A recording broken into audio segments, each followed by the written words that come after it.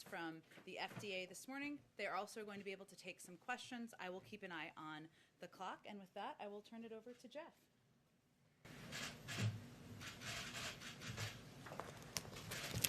Well, first, thank you, Jen, and thank you to all of you. Good afternoon.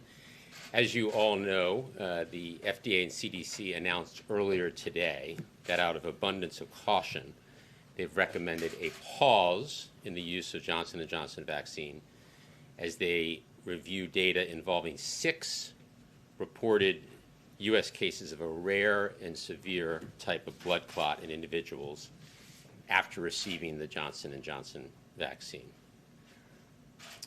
Let me start by saying that this announcement will not have a significant impact on our vaccination program. The J&J vaccine makes up less than 5% of the more than 190 million recorded shots in arms in the United States to date.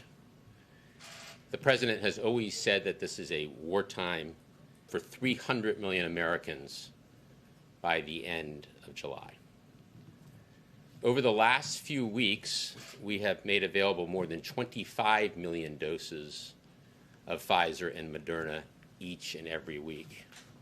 In fact, this week, we will make available 28 million doses of these 2 vaccines. And as we've done since we took office, we will continue to get the supply out the door as soon as it's available. So we have more than enough supply of Pfizer and Moderna vaccines to continue the current pace of about 3 million shots per day. And that puts us well on pace to meet the President's goal of 200 million shots by his 100th day in office and continue to reach every adult who wants to get vaccinated. We're now working with our state and federal partners to get anyone scheduled for a J&J vaccine quickly rescheduled for a Pfizer or Moderna vaccine. And we're actually already seeing this happen today at sites across the country where J&J appointments are being adjusted that were for today to actually get Moderna and Pfizer today. So that's happening many places across the country. The President has committed to the American people that his administration will always lead with science, tell the truth, and give Americans the facts as we know them. CDC and FDA will continue to do just that and provide regular updates to the public, and they will do so as they continue their investigation. With that, let me hand it over to Dr. Fauci, and then we'll take questions. Oh, sorry, let me get my mask. Thank you very much, Jeff. Just to follow up a bit and maybe fill in a couple of points from what Jeff said and what our colleagues in the FDA and the CDC said earlier this morning at the press conference. A couple of issues come up of the importance of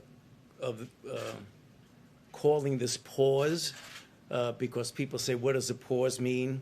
It really allows both the FDA and the CDC to further investigate these cases to try and understand some of the mechanisms of what it is, some more details about the history of the individuals who were involved that might shed some light on looking forward, what will happen and what we will do. That's the first thing. The other thing is to make physicians out there aware of this, and there are some clinical implications of that I believe are important. For example, if someone comes in with this really rather rare syndrome of thrombotic thrombocytopenia, where you get thromboses, and when you have thromboses, the most common way to treat that is with heparin. That would be a mistake in this situation because it could be dangerous and make the situation much worse. So there's a clinically relevant reason why you want to make this known to people. Also, when individuals, particularly younger women, who might come into a physician with a particular thrombotic phenomenon, which is things that happen for other reasons all the time, that we want to alert physicians to take a history of a recent vaccination. That would be important. So the pause not only allows us to take a look at the cases and learn more, but it is also a signal out there to help the physicians. Common question, and I'm sure we'll have a number of questions which Jeff and I will be happy to answer to you, but one of the questions that comes up already rather frequently, does this have anything to do with the efficacy of the vaccine? So we know that there have been 6.85 million doses of J&J distributed in the United States thus far. So someone who maybe had it a month or two ago would say, what does this mean for me? It really doesn't mean anything. You're okay, because if you look at the time frame when this occurs, it's pretty tight, from a few days, 6 to 13 days from the time of the vaccination. The next question is one that we're all obviously aware of. What impact is this going to have about people's attitudes about vaccines in general? So you might know that there have been now 120 million people that have received at least one dose of a vaccine. Most of that, subtract the 6.85 million, is in the messenger RNA from Pfizer and from Moderna. There have been no red flag signals from those. So you're talking about tens and tens and tens of millions of people who've received vaccine with no adverse effect. This is a really rare event. If you look at what we know so far, there have been 6 out of the 6.85 million doses, which is less than 1 in a million. So remember, this is something that we always, out of an abundance of caution, as Jeff said, to give us a time to take a good look at it and see if we can get further information. So I'll stop there, Jeff, and we could obviously take some questions. Okay. Mary, you want to kick us off? You've described this as a really rare event, but this does seem like a pretty drastic step. Do you believe that the scientists sufficiently weighed the benefits of this pause against the damage or risk that this could do to the broader effort and the impact it could have on vaccine hesitancy? Well, Dr. Fauci, maybe you'll go after me, but I want to say that we have plenty of supply. So I mentioned that we, for the last several weeks, have been sending 25 million doses out. And while we're averaging 3 million shots in arms per day, the 25 million supports actually that level and even accelerating. And we just sent out 28 million doses today, or announced 28 million doses will be sent this week to states, tribes, territories, and through our federal channels. So we have plenty of supply to continue our vaccination program and to hit our goals. But over to Dr. Fauci. Yeah. I believe your question is, did we pull the trigger too soon on this because it was such a rare event? Well, you know, our FDA is internationally known for their capability of making sure that we have the safest products out there. And that's what I meant when I said an abundance of caution. You want to make sure that safety is the important issue here. We are totally aware that this is a very rare event. We want to get this worked out as quickly as we possibly can. And that's why you see the word pause. In other words, you want to hold off for a bit and very well may go back to that, maybe with some conditions or maybe not. But we want to leave that up to the FDA and the CDC to investigate this carefully. So I don't think it was pulling the trigger too quickly. And just a logistical question more so than anything. The Advisory Committee on Immunization Practices is meeting tomorrow to discuss this. Why not try and meet today? I mean, is this not a moment to sort of drop everything and focus on this? You know, I think you have to get people pulled together. I think tomorrow is not such a long wait. I mean, I'm sure they want to get everybody. There may be people who are not available. They want to get the full component of it. Alex? Can you talk a little bit about the process in both deciding for this pause and sort of what comes next? First off, did the White House have any advance notice of the issues with the J&J vaccine, and was there involvement from the White House in deciding this? And how do you evaluate when to pause vaccines? Are we going to see more of these pauses in the future if more issues pop up? Why don't you do the first part and I'll do the second part? This decision was made by the CDC and the FDA. And that's one of the things that's, I think, such a good thing about our system here, is that we're ruled by the science, not by any other consideration. So the decision was really thoroughly made by the CDC and the FDA. I would say, consistent with following the science, we were notified last night that there would be an announcement this morning, and therefore had no other involvement other than knowing last night that there would be an announcement this morning from the FDA and the CDC. And in this review, what's going to happen? What are they looking for? What are they evaluating? When should we expect a conclusion? Well, they want to see if there's any clues of other things going on. Were there any underlying, for example, if they're going to, just hypothetical, if they're going to make a decision to go forward and say, we looked at this, if they find some common denominators among the women who were involved that might be synergizing and essentially enabling this type of an adverse event, they may know that for those who don't have that, it may be much safer. There may be clues when you go down and really get granular about every single case. In addition, they want to look at what some of the mechanisms are. The mechanisms may give some insight as to what is going on. And should we expect to potentially see further pauses in the future? I mean, could this keep happening with the vaccines because they're so new? Well, if you look at the history of, take a look at what has gone on with the Moderna and the Pfizer, where you have, literally tens and tens and tens of millions. This watched us carefully. There had been no red flags. When you have a red flag of something that is as serious as thrombocytopenia, particularly when you have an individual, one of whom died, you take that seriously.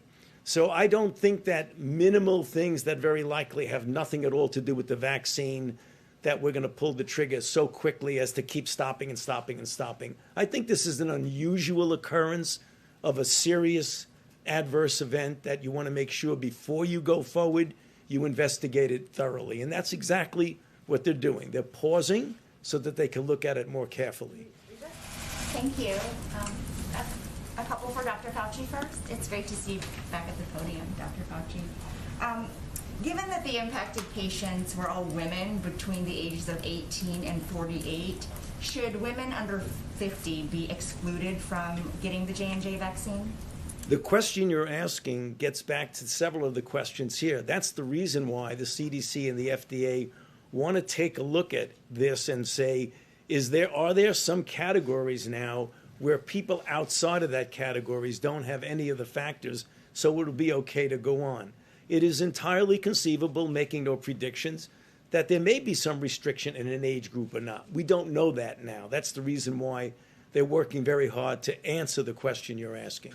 And what's your medical advice for people who have recently received the J&J vaccine and may be concerned about blood clots? Well, I mean, if someone recently, within days, I would tell them to just, first of all, don't get an anxiety reaction because, remember, it's less than 1 in a million. However, having said that, pay attention. Do you have symptoms? Headache? Do you have shortness of breath? Chest discomfort? Do you have anything that resembles a neurological syndrome? And obviously, if you have something as serious as a seizure, I mean, that's pretty clear. But the manifestations of this are that headache is the very common component of it because the sinus thromboses that they have is the draining of the blood in the brain, and it will cause enough symptomatology to make you notice it. Just tell people to just watch out for not feeling very well. And one for Jeff. Officials from different states told us this morning that they were really caught off guard by this announcement. They were ready to put shots into people's arms and had to scramble. Can you explain that chain of communication? When and how did you notify states that they might have to pause? Right. Well, as I said, we didn't know about anything in terms of the announcement until last night. We didn't even know the content of the announcement until this morning when everyone else read it. As soon as we got that, our team farmed out and started contacting folks to make sure that everyone knew that that was now announced by the FDA and CDC. Tuesday is the day that I have my regular governor's call. So that was fortunate that that was at 11 a.m. So we had all the governors already lined up with their teams, and we had Drs. Fauci and Drs. Walensky join that call. And the teams will continue to support the statewide efforts, the federal channels, the community health centers to make the adjustments. So I think the message got out very clearly and quickly. There was no heads up here. The announcement was made this morning. Thank you. Thanks, guys. Just two quick ones. The first one, and you might not have the answer to this, do we have a timeline in terms of how long this is going to, are we talking days before it might get flipped back on, or a week? And then second one for Jeff, if you don't mind, I understand what you're saying on the macro level related to supply, but when you talk to local officials, the J&J shot, because of storage, because it was one shot, was considered a crucial component in rural areas and kind of underserved communities. How does that not affect the timeline that you guys are on in terms of actually getting shots in arms? During one of the questions which was asked, I believe, of the CDC, the question was just yours, and I don't know what they're going to be doing. What I heard from the previous press discussion was it's going to be more like days to weeks rather than weeks to months. We have plenty of supply, and we have plenty of vehicles for delivering that supply, whether it's through the federal pharmacy channel, whether it's mobile units, community health centers, and all of those are equipped to deliver the Moderna and Pfizer vaccines. So we'll make sure that those units continue to grow in number, because you're right, we need to reach people where they are, and the mobile units and the community health centers are particularly essential for those. And they have been receiving Moderna and Pfizer doses since we began both those programs. So it's no different. You just swap out the vaccine if it was a mass vaccination center or if it was a mobile unit going to a rural area. Now, the Moderna and Pfizer vaccines, as you know, are 2-dose vaccines. Right. So it's important that people come back for their second dose, 3 weeks post their first dose of Pfizer and 4 weeks post their first dose of Moderna. But all of our units, all of our delivery channels are equipped to deliver both Pfizer and Moderna. Just real quick, how does this not contribute to, those are the very areas where hesitancy, I think, is most predominant at this point in time, based on what you guys have seen? Do you have to change your message? Do you have to do something different to address hesitancy in the wake of something like No, this? I think we need to continue to be transparent about what the science is telling us. That's what brings us here today. There's, as Dr. Fauci said, there's been tens of millions of doses of Pfizer and Moderna administered over the last several months, and millions of people, both in the U.S. and around the world, have been safely vaccinated. I think it's important that we have here the FDA, and the FDA is the gold standard for ensuring the safety and the effectiveness of the vaccines. And today's action, I think, is clear evidence that they're taking every step necessary to ensure the American people have clear and transparent information about the safety and effectiveness of these vaccines.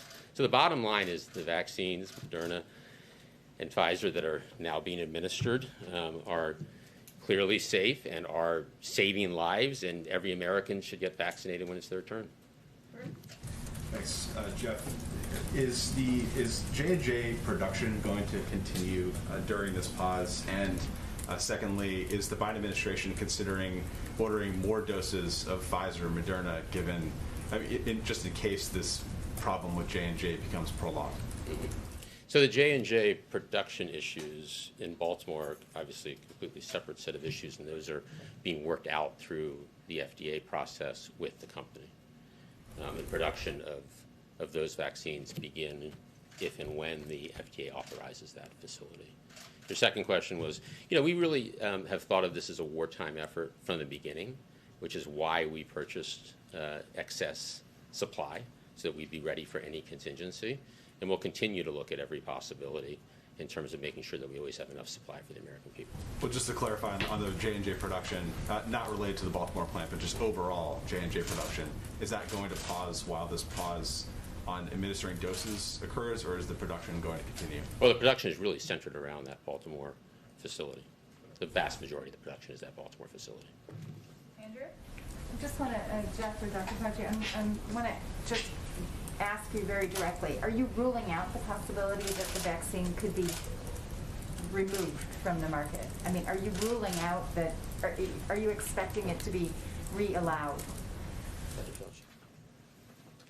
I think it would be premature to comment on that, and that's the reason why the pause was done, so that they could take a good look at it very carefully, look at every different factor. I wouldn't want to speculate as to what would happen. Often, when you see things like this, that you pause and come back. Whether or not that happens now, I can't guarantee it, but I can tell you that's exactly what the CDC and FDA people are going to be deciding on and looking at very carefully.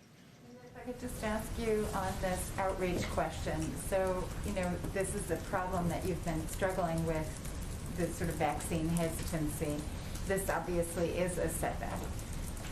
What do you have to sort of ramp up into an additional war type effort to really ensure that this message gets out there? Do you personally go to states like Mississippi where the vaccination rate is really low?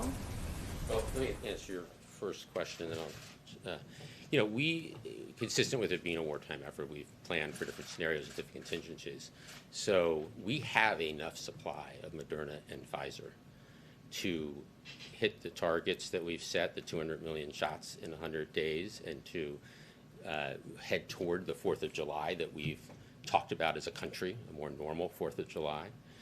Clearly, part of that is making sure that when it's an American's turn to get vaccinated, they get vaccinated, and we do need to continue to build confidence, and that's done at the community level. People are trusting of their local doctors, their faith leaders, their neighbors, which is why it's important when people do get vaccinated, they not only get themselves vaccinated, but they spread the word about the safety and effectiveness of the vaccines. Steve? Just to nail it down, Jen, one of the goals that you haven't mentioned today is the hope that there'll be enough supply on hand for the country by the end of May. Is that still operative now in the wake of this pause? And the second question is, it's a bit surprising to learn that you only yourself learned about this morning. Do you wish you had heard sooner? I learned about it last night, that there would be an announcement, not the specifics of the announcement. No, because that's to the science, and we want the science agencies to lead with science, and there's no reason for us to be involved in any of the scientific decisions. We bring nothing to the table. That is the FDA's role, that is the CDC's role, and they're led by terrific leaders with great teams to do the science, and this administration will be led by science. As to your first question, we believe there's enough vaccine in the system, Moderna and Pfizer, for all Americans who want to get vaccinated by May 31st to do so.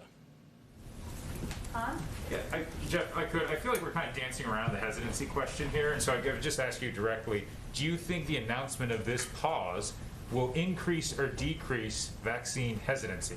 Look, hesitancy amongst a group of people is a challenge, and we need to be addressing it, and we are, as I talked about, by going to meet people where they are, to follow all that we've learned about who people trust, their local doctor, their nurse, their faith leader. And I think that there's tremendous track record, as Dr. Fauci has talked about, with tens of millions of doses of Pfizer and Moderna. The FDA, acting the way they did today, shows that they are indeed the gold standard, and I think that should reassure the American public that they will be very diligent and conservative in how they approach the vaccines. So the argument is that because the FDA, this tripwire was triggered, that should give Americans more confidence in the overall vaccination plan. Certainly around how safety and efficacy are being monitored by the gold standard folks at the FDA. Let's do these three more, and then we'll let them go back. Go ahead. Jeff, you said the FDA is the gold standard for ensuring the safety and efficacy of vaccines. To what extent does today's news add urgency to the effort of getting a permanent nominee confirmed to head the FDA? Clearly it's always an important post, but how much of a spotlight does this news now Guys, shine? I have no personnel announcement to make today. The FDA has an extraordinary group of scientists and experts that lead these types of efforts. How helpful would a permanent director be in those efforts? I think that the FDA does an extraordinary job, and the teams that are addressing these issues are experienced teams. In fact, the acting director is a very experienced leader. So I think the experience of the FDA and the expertise at the FDA is indeed the gold standard. Go ahead. Are there any immediate plans to accommodate the states because of this pause? And can you guarantee that every person who had a reservation canceled will get rescheduled in a matter of days? Yeah, as I said, I think there's already, in certain locations, people who are scheduled for today are already rescheduled. So we'll do anything we can to support the states on the logistics of rescheduling. And at the same time, the most important thing is that the supply exists to continue to vaccinate 3 million Americans a day, and there's enough supply to actually accelerate that. There's tens of millions of doses in the system, and as I said today, we announced 28 million more Moderna and Pfizer doses are available to be ordered this week. Last question. Dr. Fauci, you said that there was no red flags with the other two vaccines. This question might be asking you to state the obvious, but can you verify that means that there were no developments of blood clot symptoms in the recipients of those vaccines? There have been no serious events to call attention to anything that would relate to a pause. Right. Why would it be in? Why would the case for one vaccine but not the other two? And how does that speak to the safety of the other two vaccines? I think, when you examine everything in general, the fact that you have, 120 million doses, individuals have received at least one dose, and as you subtract out of that 121 million, 6.85, you're talking about, 114 or so million individuals have received at least one dose, and no negative red flag signals. That tells you you're dealing with a really safe vaccine. And I think, apropos of several of the questions that people asked about hesitancy, when you want to talk about safety, this is an extraordinary safety record that the others have. And the fact that a pause was done, I think, just as a testimony to how seriously we take safety and why we have an FDA and a CDC that looks at this very carefully and hopefully will resolve it pretty soon, within days to weeks, apropos of your question. So I think it's a very strong argument for safety, actually. Thank you, Dr. Fauci. Thank you, Jeff. Thank you. Really Thank you, appreciate everybody. taking the time. Thank you. Thank you. They're always welcome, always welcome. Okay. I know there's a lot going on today, and you also have a call time, so we will try to get through as much as we possibly can, but I did want to give you all a couple of updates. Obviously, the president met yesterday with a bipartisan group of members who work on committees of jurisdiction. I can talk a little bit more about that, but I also wanted to give you an update on the work of our jobs cabinet, which will be central to our efforts, and especially in this period of time, where now a lot of these members are going to go back. They're going to work with their staffs. They're going to work with each other to see what the path forward is. So far, cabinet secretaries from our jobs cabinet, I should say, have made 27 calls to members, including 7 Republicans. Those are when they connected, of course. Our legislative affairs team has made 139 calls to members, their chiefs of staff and staff directors. 35 of those 99 calls to the House were to Republicans, along with 15 of the 40 calls into the Senate. This is obviously ongoing, and we will venture to provide you regular updates so you have a sense of what's happening. We've held 26 House and Senate staff briefings and 9 member-level briefings, including with Republican leadership and 5 bipartisan groups, and this is clearly picking up. Senior administration officials have also engaged with rural leaders, faith communities, and the private sector.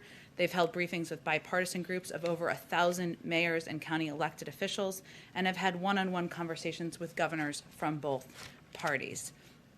I also wanted to highlight that this week is Black Maternal Health Week, and in its honor, today the Vice President and Domestic Policy Advisor Susan Rice are hosting a roundtable with women who will share their experiences with complications from pregnancy, childbirth, and postpartum, the impact of postpartum post-childbirth, as well as their work in advocacy and research, highlighting the disparities that Black women face in maternal health. I think this actually started around 12:30, so I should say the event is ongoing. We also announced initial actions we are taking to address the maternal health crisis in the United States, including significant funding to reduce maternal mortality and morbidity rates, improve health equity, and race-based disparities nationwide, the approval of the first Medicaid Section 1115 waiver in Illinois to broadly extend postpartum coverage. This approval will help ensure access to vital health care services, promote better health outcomes, and reduce the rate of maternal morbidity and mortality. And obviously, this is an issue we will continue to work hard on.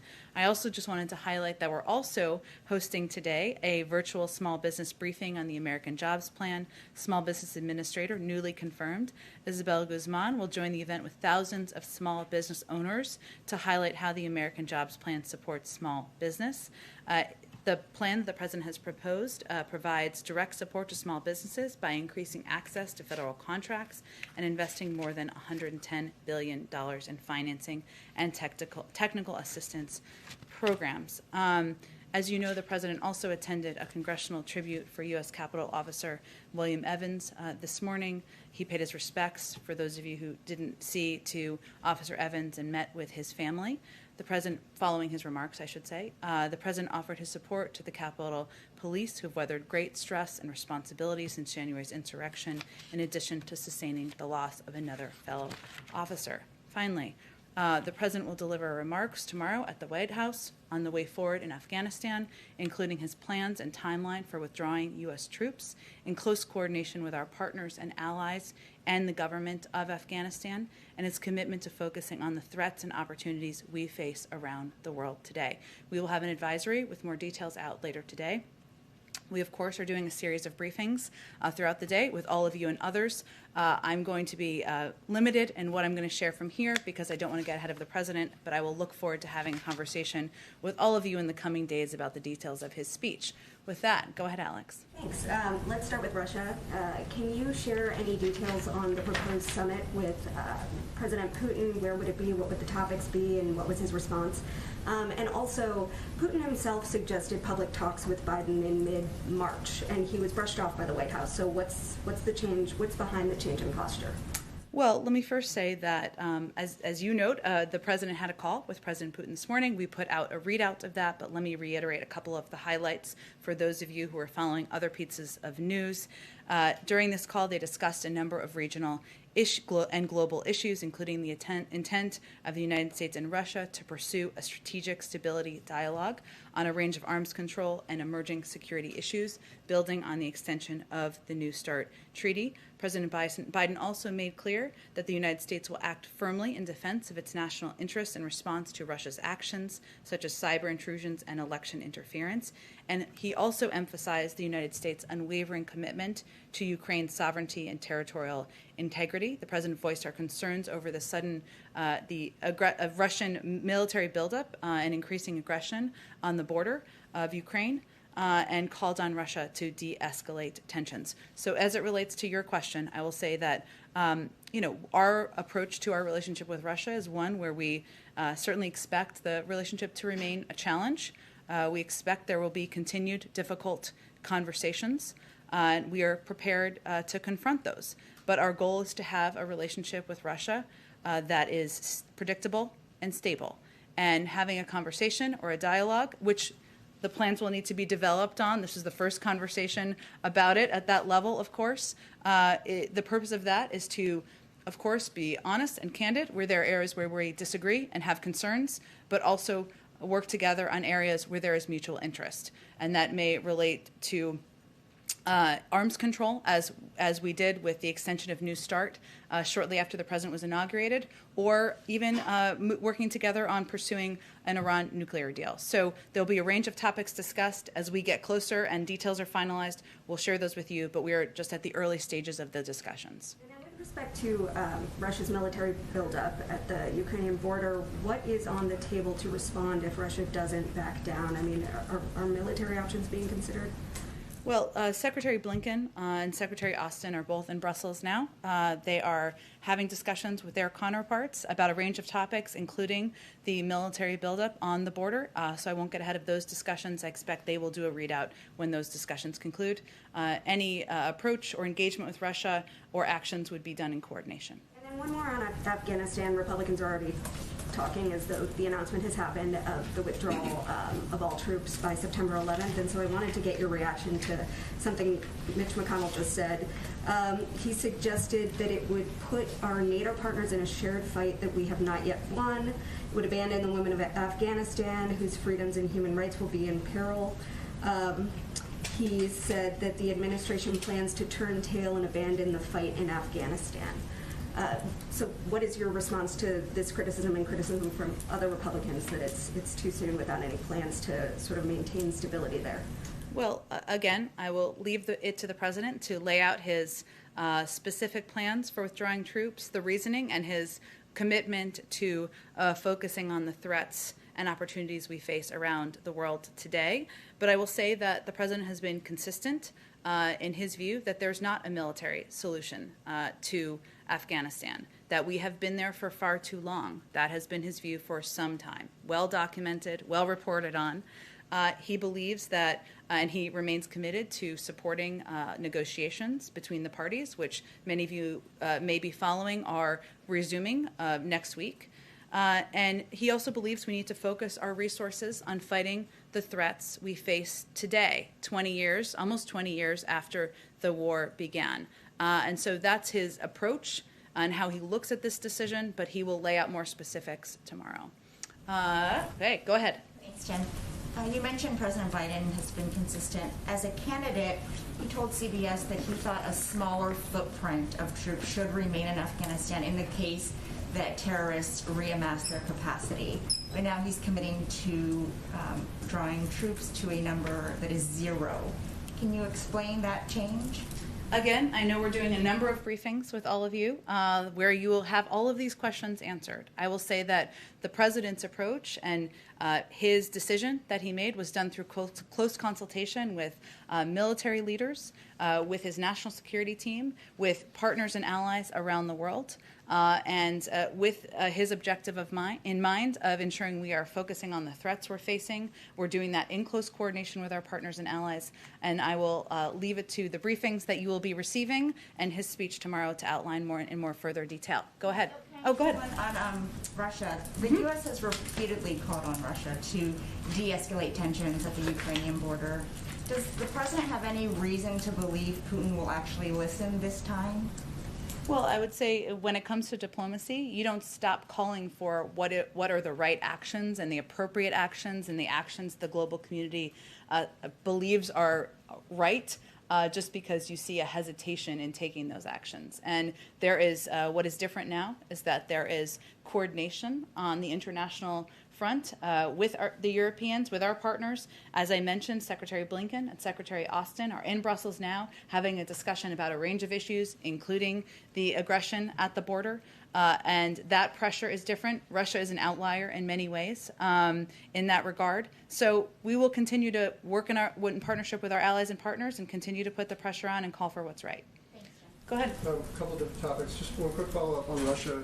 In reading the readout that you guys sent out, does the president currently characterize the relationship with Russia as honest and stable, or is that something he wants to work toward? I think what we're working toward is predictable and stable. We're not looking for an establishment of trust as much as a predictability and stability because there are a range of threats, there are a range of opportunities in the world, and the president wants to have the bandwidth to focus on them, not on an adversarial relationship with Russia. You guys have had a little bit of back and forth, the White House and the Michigan governor's office. Is the president right now, when she's an ally, kind of disappointed with how the governor has managed COVID in her state, at least of late? Well, let me say, Phil, as you know, you've been covering it quite closely. We have been at war with this virus for over a year now, and Governor Whitmer has been in charge of a state that has been incredibly hard hit by COVID for that period of time. And she's done a tremendous job, in our view, while facing an enormous set of challenges. She has been steadfast in her commitment to keeping the people of the state of Michigan safe and a tremendous partner in the fight against COVID. And if you go back more than a year ago, she led that fight to make sure first responders in the state had PPE they needed when cases took off, and she pushed for more testing when the federal government told governors that they were frankly on their own and to figure it out on their own. She had to endure not just a public health crisis and a hostile state legislature, but friends who have passed from the virus, armed aggression in the state capitol, and threats against her life. She's also had to coordinate a disaster response to a faulty dam burst, all while doing all of this in a devastated Michigan community. So we feel she's shown some serious grit, fight, and resolve. We are going to continue to work with her on how we can help address the uptick in her state and help deploy the resources we have available. Just One Yeah. more quick one, running the full gamut today. The president's repeatedly said that he wants the infrastructure proposal he's put on the table to be paid for. He's obviously put proposals to pay for it. Is that a red line? Is he open to not paying for some of that proposal if that's the direction Congress wants to go? Well, I'm not going to, his only red line is inaction. And he is happy to hear from, as he did yesterday, proposals that members have, whether it is to have a lower increase, a lower increase of the rate on corporations, whether there are proposals to pay for this plan in a different way. He's open to hearing it. His starting place is that we should pay for it. But we're at the beginning of the discussions here, and ultimately, his only red line is investing in our infrastructure, making sure we are putting Americans back to work over the long term. Go ahead. Thanks, Jen. Sorry, Mayor, I'll come back to you. On Russia, the president proposing a summit with Vladimir Putin would suggest that he's looking to de-escalate some tensions there. So does that mean it's unlikely the U.S. is going to enact harsher sanctions on Russia, like sanctioning their sovereign debt? Well, I'm not going to get ahead of any announcements we have on the consequences that we will invoke on the Russian leaders for the actions they've already taken. No, it does not change. The calculations, the process, the review that has been ongoing. I expect we'll have more to say soon. And certainly the president was clear that there will be consequences, as he has said publicly. Some will be seen and some will be unseen, as we often say, and hopefully we'll have more to share with all of you soon. And then one on nominations. Noticed that the Director for Immigration and Customs Enforcement was not included in the tranche that was announced yesterday. That included CBP and USCIS. So why wasn't that person included in that tranche, and when should we expect to see a nominee for that position? It's a great question. I don't have any personal announcements or previews for you. Sometimes we announce things because they're through the vetting process and a decision has been made. And while it might be cleaner to do it in a group, we want to get these names out, nominated through the process as quickly as possible. So hopefully we'll have a nominee soon. Go ahead. I know you're leaving the details of this to the president tomorrow, but I do want to try on just one part of this. You know, the administration obviously is committed to supporting Afghan women and minorities. What do you say to people who are concerned that this could put them and their lives at risk by withdrawing? I will say that, broadly speaking, the president and this administration supports women and girls around the world. We support it through a range of actions, through a range of initiatives, through a range of programs that we support. We will absolutely continue to do that. The president has been consistent in his view that there is no viable end to the war, military viable end to the war in Afghanistan. He's had that view for some time now, and he has to make decisions through the prism of what's in the interest of the national security of the United States, and that includes keeping our focus on where the threats are emerging around the world, whether those are emerging threats from al-Qaeda in parts of North Africa, or other threats or opportunities we see in other regions. And hence, those are big motivating factors in his decision. And on police reforms and racial justice, you know, it doesn't appear the Democrats have the votes needed to pass the George Floyd Policing Act as the administration hopes. Is the White House open to negotiations on this, possibly even giving maybe another look at Tim Scott's Justice Act the Democrats blocked last year? Well, we will leave that. I know Senator Scott, Senator Booker, and others are in close discussion and coordination about what a path forward may look like. We certainly understand that there could be changes to proposals that have been put forward to date. We believe that the George Floyd Act has a lot of the components that will help rebuild the trust, help put in place many of the reforms that are frankly long overdue. But we also recognize that democracy in action means changes take place. So we'll have to see what the discussions look like and whether the president could support any changes that would be made through that process. And if I could, I just want to get your reaction to some comments from Congresswoman Rashida Tlaib that are getting a fair amount of attention. Responding to Daunte Wright's shooting, she says, "I'm done with those who condone government-funded murder. No more policing, incarceration, and militarization. It can't be reformed." What do you make of those comments? Do you disavow her calls for no more policing?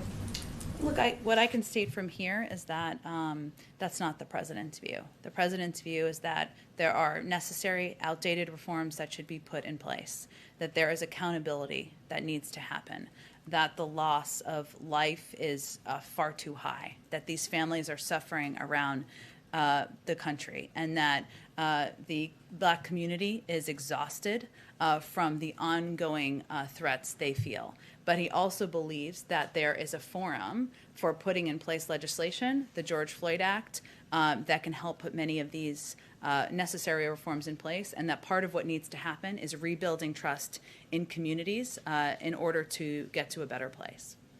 Go ahead, Steve. As a follow-up to that, there are people all across the country who are demonstrating and actively calling for reform.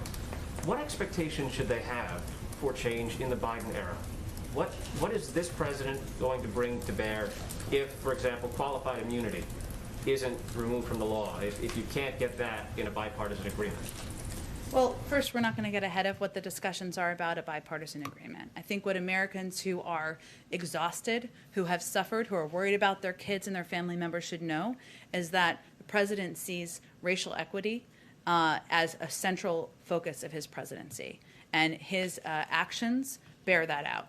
He has obviously signed a number of executive actions. He is a strong supporter of putting in place, working through legislation that can put in place permanent reforms, and he will continue to elevate and talk about the need to address these issues across the country at a range of opportunities. And hopefully that gives some reassurance to the public about his commitment. Quick question about yesterday's infrastructure meeting. There were some rumblings on the Hill that one of the things that was mentioned in the discussion was an increase in the gasoline tax. Can you explain the context and what was actually discussed? Sure, I think that was a little bit of a garble, unintentional, but in yesterday's meeting with members of Congress, the president mentioned the gas tax only to make a point that even a significant increase in the gas tax, which some people have proposed, would pay for only a fraction of the investment the country needs. Now, fundamentally, he does not believe that paying for this historic investment in rebuilding our nation's infrastructure and creating millions of jobs should be on the backs of Americans. So he doesn't believe that anyway. He's proposed his own means of paying for it, but he was using it as an example of how it wouldn't even make a sizable dent in paying for the package. So it is not under consideration here? Correct. Correct. Go ahead, Andrea. So on the international front, you have tensions, obviously, with Russia over Ukraine and Crimea.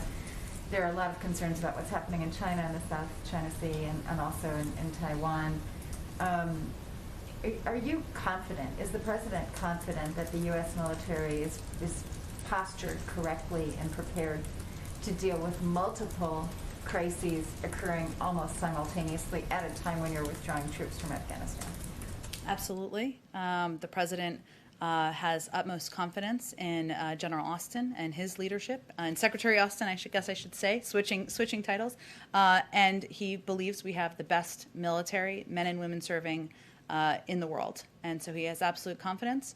He also believes that we should lead with diplomacy, and his actions, his leadership, his approach certainly bear that out. Just on China with the climate summit coming up, I mean, do you see opportunities to sort of rebuild the relation, or to sort of address the tensions and the long-standing tensions in the relationship with China over the climate summit, to sort of use that as an opportunity to move forward? We obviously have not made a determination about bilateral portions or meetings that would take place as a part of the summit. We've invited over 40 leaders, but I would say that we are engaged, as you know, at a range of levels. We are approaching our relationship as one not of conflict, but of competition. We believe that the most important steps we can take is to rebuild and support our own economy here at home, and to also be candid about areas where we have concerns, whether it's human rights abuses or technological abuses, and that is certainly how we approach our relationship. So while the summit is still coming together, I'm not sure I would go that far, given there are over 40 leaders we have invited, and we're still finalizing the details of the events. On the domestic front, in terms of the George Floyd Policing Act, do you anticipate major protests and riots depending on the verdict in the Chauvin case? And what are you doing to prepare for that? We had a lot of controversy during the Trump administration about the use of National Guard troops. Are you preparing to put in National Guard troops if needed, depending on what happens in that verdict? I know it's a hypothetical question, but you have to prepare for all eventualities. And last night, or 2 days ago, the president was, appealing for calm. Mm-hmm. Can you just walk us through your strategy and approach, given how volatile the tensions, the situation is. Well, while we are not going to prejudge the outcome, which I realize you're not asking me to do, but just to state it clearly, we are working with state and local leaders to advance our shared goal of ensuring public safety and citizens' rights to peaceful protest. The President, we all, will continue to monitor the developments, and our team will remain in contact with these officials on the ground, as well as with civil rights leaders and community stakeholders. But I don't think I'm going to read out more than that. Go ahead. Rule out sending in the National Guard. I would just leave it at what I convey. Go ahead. On the President's tax plans, he has said that individuals, households under $400,000 per year aren't going to see their taxes go up. Does that also apply to indirect effects from the corporate tax changes that might not technically be tax increases? Like if an average family of four making under that amount sees their heating bill go up because utility companies increase their rates to accommodate the 28% corporate tax rate, is that okay or acceptable to the President? You know, because it's not technically a tax increase?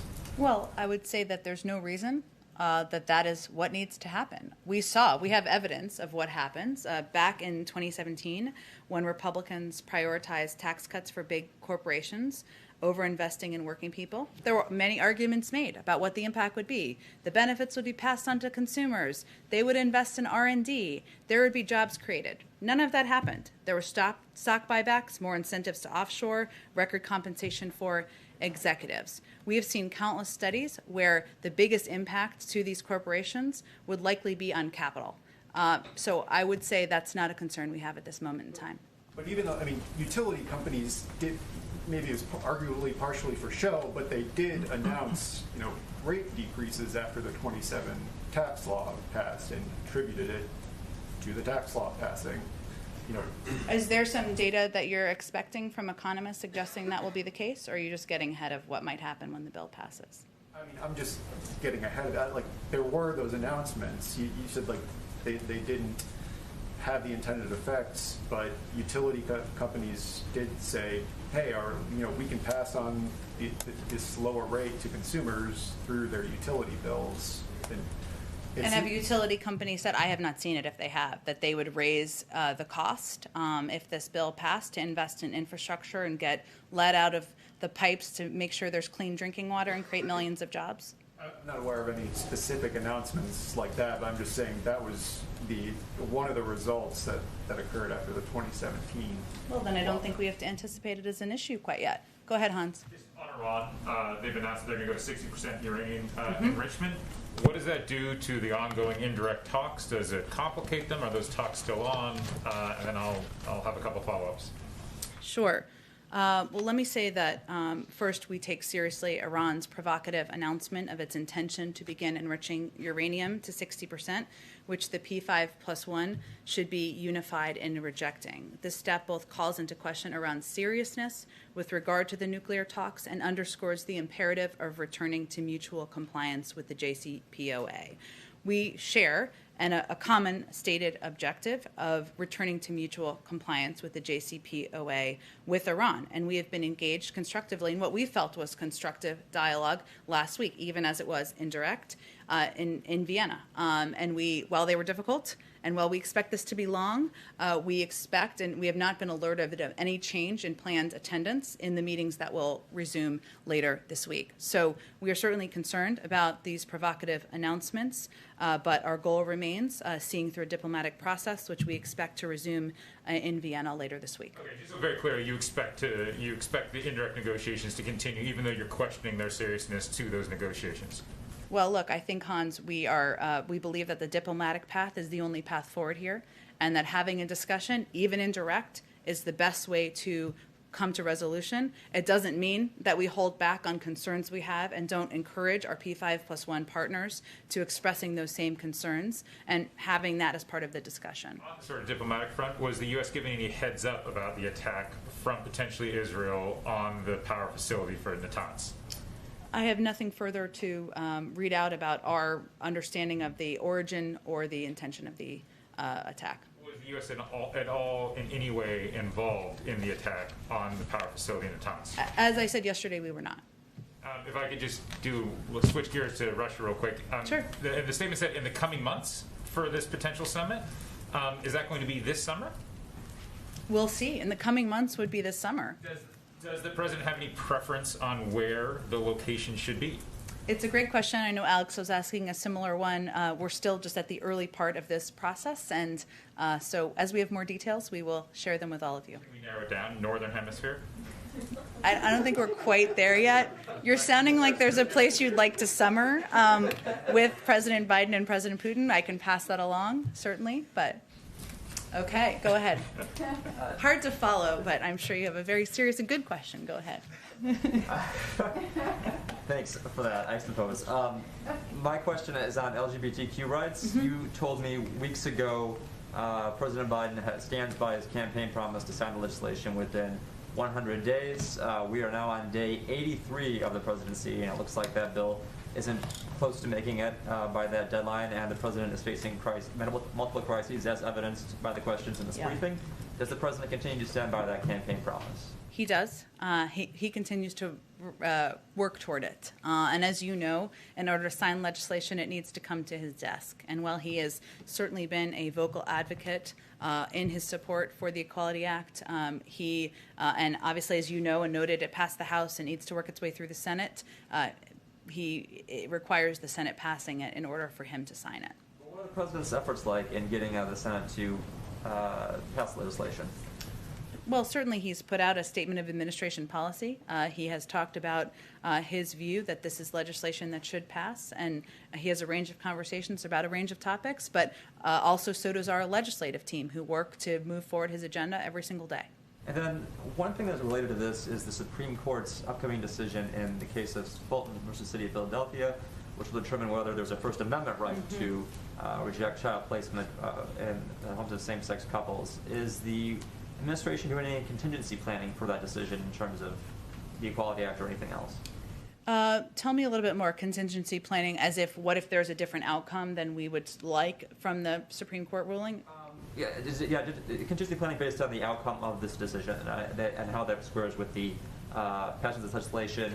And I think some observers say that one decision or another might let the air out and allow and change. Will that decision change the landscape for passage of the Equality Act?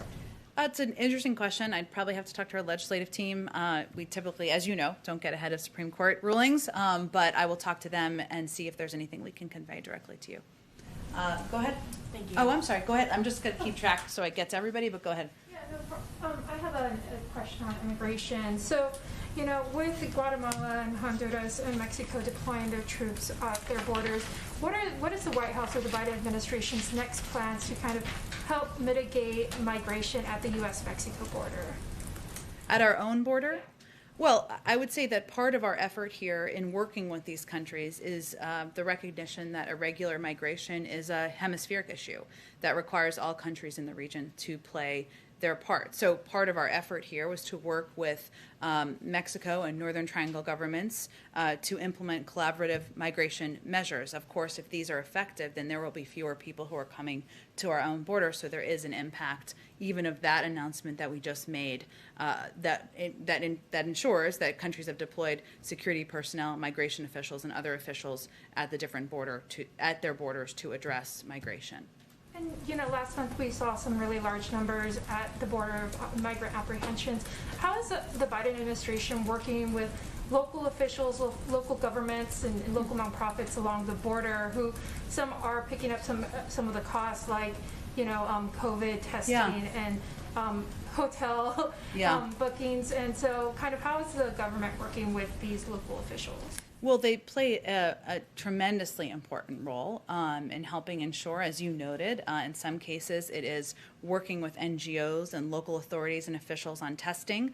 In other cases, there are covering the cost of hotels and others for quarantining. So they play a really tremendous role in helping ensure we are working in a humane way with those who are coming to our border in a range of ways. Now, we continue to convey which is our policy, that the border is not open, that we are turning away the majority of people, of adults who come to the border. But we still have children.